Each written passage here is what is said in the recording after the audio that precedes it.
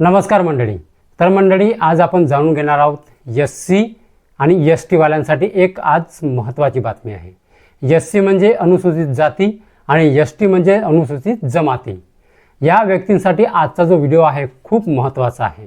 SC आणि ST वाल्यांसाठी supreme कोर्टाने एक महत्त्वाचा निर्णय दिलेला आहे. धर्मांतर केल्यास अनुसूचित जातीचा आणि अनुसूचित जमातीचा जो दर्जा आहे तो संपुष्टात येतो, असं कोर्टाने म्हटलं आहे.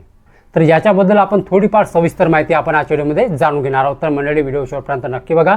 आज खूप महत्त्वाचा व्हिडिओ आहे. तर नमस्कार मंडळी, मी प्रवीण शंभरकर. तुम्ही पाहता खेड्यातील मुलगा.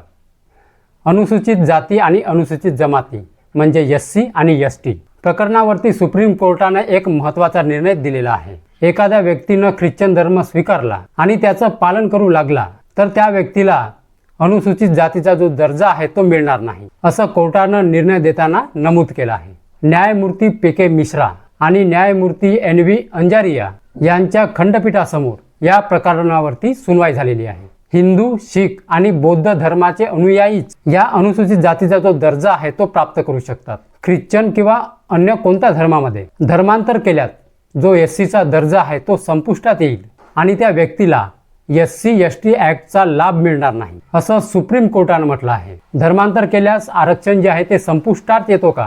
जर एखाद्या व्यक्तीने आपला मूळ धर्म स्वीकारला तर त्या व्यक्तीला अनुसूचित जातीचा दर्जा पुन्हा मिळू शकतो का? यावर बऱ्याच काळापासून चर्चा सुरू होती. मात्र आता सुप्रीम कोर्टानं यावरती स्पष्ट निकाल दिलेला आहे. धर्मांतरण आणि एससी दर्जा असे दोन्ही एकाच वेळी मिळू शकणार नाही. सुप्रीम कोर्टाच्या या निकालाचा परिणाम लाखो नागरिकांवर, विशेषतः धर्म आणि ओळख बदलणाऱ्या लाखो कुटुंबावरती होणार आहे. केवळ हिंदू, शीख आणि बौद्ध धर्म मानणाऱ्याच व्यक्तीला अनुसूचित जातीचा दर्जा मिळू शकतो. जी व्यक्ती ख्रिश्चन किंवा इतर धर्म स्वीकारतात त्यांचा एससीचा जो दर्जा आहे तो आपण होऊनच संपुष्टात येतो, असं सुप्रीम कोर्टाने स्पष्टपणे सांगितलेलं आहे. ख्रिश्चन धर्म स्वीकारणारा दलित व्यक्ती एससी किंवा एसटी ॲक्टचा लाभ मिळू शकणार नाही, असंही सुप्रीम कोर्टानं स्पष्ट केलेलं आहे. सुप्रीम कोर्टाचा हा ऐतिहासिक निर्णय आणि महत्त्वपूर्ण मानला जात आहे. तर मंडळी, हीच होती आजची माहिती. तर आपण आजच्या व्हिडिओमध्ये एससी आणि एसटीसाठी एक महत्त्वपूर्ण जो निर्णय आहे तो सुप्रीम कोर्टाने दिलेला आहे.